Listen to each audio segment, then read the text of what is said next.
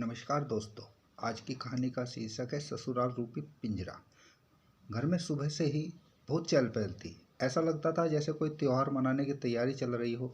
सभी सदस्य अपनी अपनी सुविधा के अनुसार काम में लगे हुए थे। कोई घर की सफाई, कोई बाजार का काम, तो कोई किसी और काम में लगा हुआ था, जैसे घर में कोई बहुत बड़ा फेरबदल हो रहा हो। रागिनी कॉलेज से जब लौट कर आई तो उसे ऐसा लगा जैसे कोई पार्टी की तैयारी चल रही हो। किताबें रखकर वह किचन में गई और माँ से पूछने लगी, माँ, आज घर में क्या हो रहा है? कुछ खास तैयारी है? कोई आ रहा है क्या? माँ ने उसे प्यार भरी नज़रों से देखा, उसके सर पर हाथ फेरा और बोली, हाँ, तुझे देखने लड़के वाले आ रहे हैं। क्या? उसके मुंह से आवाज़ निकली। इतनी जल्दी क्या है माँ? अभी तो मेरी ग्रेजुएशन भी बाकी है। हाँ बेटे, एक अच्छा रिश्ता तेरे लिए तेरे पापा के ऑफिस के कोई अफसर हैं, उन्होंने अपने बेटे के लिए तेरा हाथ मांगा है। माँ ने बड़े उत्साहित स्वर से कहा। लेकिन अभी मेरी पढ़ाई ही पूरी नहीं हुई, अभी शादी की क्या जल्दी है? मैं अपने पैरों पर खड़े होना चाहती हूँ माँ। माँ शायद इस रिश्ते से बहुत खुश थी। बहुत बड़ा घर है, बहुत पैसे वाले लोग हैं, तू बहुत खुश रहेगी रागिनी। रागिनी की समझ में नहीं आया कि माँ को कैसे समझाए। वह बाहर आई, ड्राइंग रूम में पापा के पास पहुँच गई। पापा, ये क्या सुन रही हूँ मैं? आपने मेरी शादी के लिए सोच लिया अभी से? पापा का चेहरा भी खुशी से दमक रहा था, मानो कोई मनमानी मुराद पूरी हो गई हो।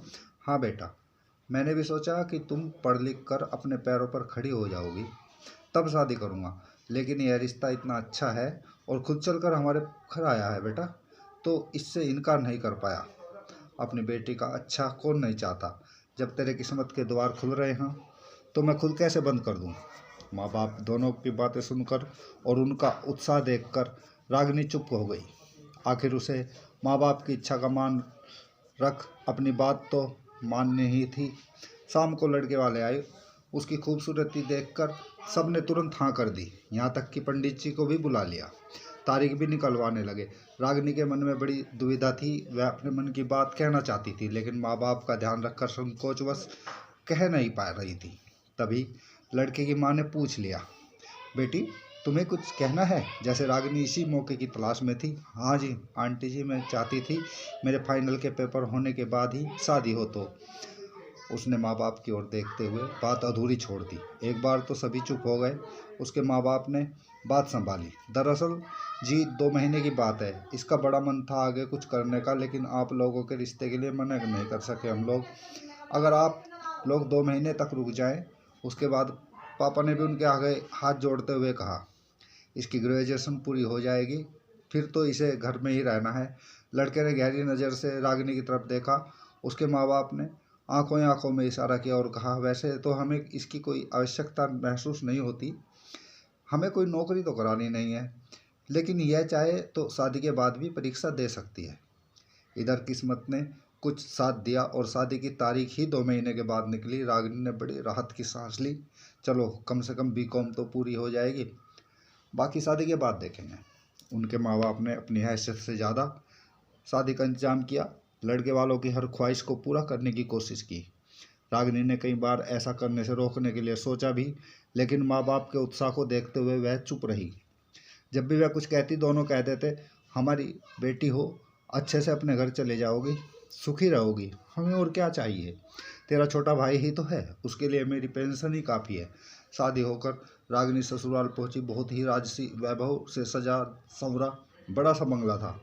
बहुत से रीति रिवाज निभाते हुए 2 दिन बीत गए। शादी के 2 दिन बाद बहुत बड़ा रिसेप्शन उसके ससुराल वालों ने किया, लेकिन उसे यह जानकर बहुत दुख हुआ कि उसके माँ बाप को यहाँ बुलाया ही नहीं गया था। अंदर ही अंदर वह अपने को बड़ा दुखी महसूस कर रही थी। अपने पति राहुल से इस बारे में बात की, क्या आपने पापा को मैसेज नहीं किया? राहुल ने एक बार उसको गहरी नज़रों से देखा और कहा, शायद मम्मी पापा ने किया होगा, मुझे पता नहीं। तुम इस बात को छोड़ो और रिसेप्शन के लिए तैयार होने ब्यूटी पार्लर से ले जाओ। गाड़ी में अच्छे से तैयार होकर आना, तुम्हें बहुत खूबसूरत दिखना है। अभी वह कुछ और पूछती, उससे पहले ही सासू माँ आ गई और एक पैकेट उसके हाथ में थमा दिया। ये कपड़े पहनने हैं और ये सेट। राहुल कमरे से बाहर चला गया था और उसने अपनी सासू माँ से पूछ लिया, मम्मी जी एक बात पूछनी थी। हाँ हाँ पूछो। आपने मम्मी पापा को नहीं बताया क्या रिसेप्शन के बारे में? उसने सोचा ही नहीं था कि उसकी सासू माँ ऐसा जवाब देगी। यह हमारे अपने घर का फंक्शन है बेटा, यहाँ बड़े बड़े लोग आएंगे, यहाँ उनका कोई काम नहीं। रागिनी अपनी सासू माँ की बात सुनकर अवाक रह गई। उसे समझ नहीं आया कि यह कैसे प्रतिक्रिया दे।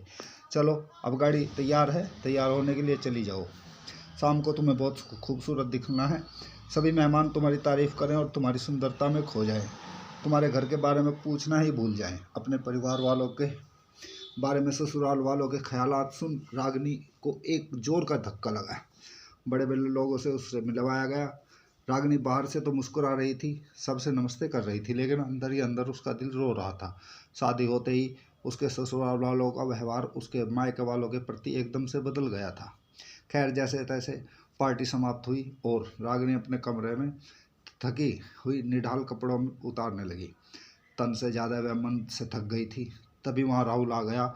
उसने आते ही उसको बाहों में जकड़ लिया। आज बहुत खूबसूरत लग रही हो, बिल्कुल परी। उसके मुंह से शराब की गंध आ रही थी। रागिनी को उबकाई आने लगी। यह क्या, आप शराब पीते हैं? रागिनी ने घबरा कर पूछा। राहुल हंसते हुए उसे खींचने लगा। हाँ, इसमें क्या है, सभी बड़े लोग पीते हैं पार्टियों में, लेकिन आपने शादी से पहले तो यह नहीं बताया था। लो, इसमें बताने वाली क्या बात है, बड़े घरों में सभी पीते हैं। हाँ, लेकिन तुम क्या जानो, तुम कभी बड़े लोगों में बैठी ही नहीं ना। राहुल ने बड़े सहजता से जवाब दिया और बात उनके दिल को तीर की सी चुभी। उसे समझ आ गया कि जैसे वह या उसके घर वाले समझ रही थी थे, उसके ससुराल वाले और वहाँ का माहौल वैसा नहीं है। शायद वह गलत जगह आ चुकी है। और क्या वह माँ बाप को बताए? नहीं, उन्हें ऐसा बुरा लगेगा। वह धैर्य से काम लेगी, पहले खुद परिस्थितियों को देखेगी। राहुल निडाल होकर सो चुका था और रागिनी की सारी रात करवटें बदलते हुए बीती। रागिनी की शादी को महीना हो गया था। 10 दिन के लिए उसे राहुल के साथ हनीमून के लिए पहाड़ पर भेज दिया। उसके पापा उसे लेने आए थे और बहाना बनाकर वापस भेज दिया। अभी उनके यहाँ आना जाना लगा हुआ है और वह इन सब से फ्री होकर स्वयं ही भेज देंगे। लेकिन 2 दिन अभी तक नहीं आया। एक दिन बड़ी हिम्मत कर उसने राहुल से कह दा, तो उसने माँ से पूछकर कहकर टाल दिया और ऑफिस चला गया। रागिनी ने फिर अपनी सासू माँ से पूछ ही लिया। शाम को राहुल मिला लाएगा कहकर सासू माँ ने उसे थोड़ी सी राहत दी। शाम को बड़ी सी गाड़ी में फलों के टोकरे और मिठाइयों के डब्बों के साथ गहनों से लदी वह अपने मायके पहुंची तो सभी उसे देखकर निहाल हो गए। माँ के गले लगकर रागिनी आंसू जो जाने कब से पलकों में रुके हुए थे झरझर बहने लगे। सभी ने इसे उसका प्यार समझा। शादी के महीने बाद पहली बार जो आई थी, भावुक होना लाजमी था। माँ उसे ससुराल की बातें पूछने लगी। माँ बाप का उत्साह देखकर उसके मन की पीड़ा वह मन ही मन दबा गई। आखिर बताती भी क्या कि उसके ससुराल वाले मायके वालों को कुछ नहीं समझते। पति शराब पीता है, घर में तो यही समझेंगे कि ये तो बड़े लोगों को अपना बड़प्पन है, गुमान है, सब ठीक है कहकर उसने ठंडी सांस ली। सुंदर कपड़े, मेकअप और गहनों की चमक ने उसके हार्दिक दुख, चेहरे की उदासी को ढक दिया। लेकिन दिमाग कहता कि बताना चाहिए। ससुराल की हकीकत माँ बाप को बताए ना बताए, इसी कशमकश में थी कि माँ का यह कहना कि उसकी बेटी ससुराल में सुखी है, यह देखकर बहुत प्रसन्न है। दामाद भी कितना हंसमुख है। रागिनी ने अपने आप को रोक लिया। उसने माँ से कहा, माँ मैं यहाँ रुकना चाहती हूँ, 2-4 दिन के लिए रहकर चली जाऊंगी। आप राहुल से बात करो ना। माँ ने लाड से उसके सिर पर हाथ फेरा। ठीक है, मैं भी चाहती हूँ बेटा कि 2-4 दिन तुम हमारे साथ रहे, फिर तो अपनी गृहस्थी में फंस जाओगी। रागिनी मन ही मन सोच रही थी कि सोने के पिंजरे से कुछ दिन के लिए तो शायद उसे राहत मिल जाए, फिर अपने माँ बाप परिवार के साथ पुरानी मनमानी जिंदगी कुछ दिन फिर से जी ले, क्योंकि अब ससुराल रूपी पिंजरा उसका भविष्य था। माँ बाप की सच्चाई बताकर अपने दुख से दुखी करने का उसका मन न था।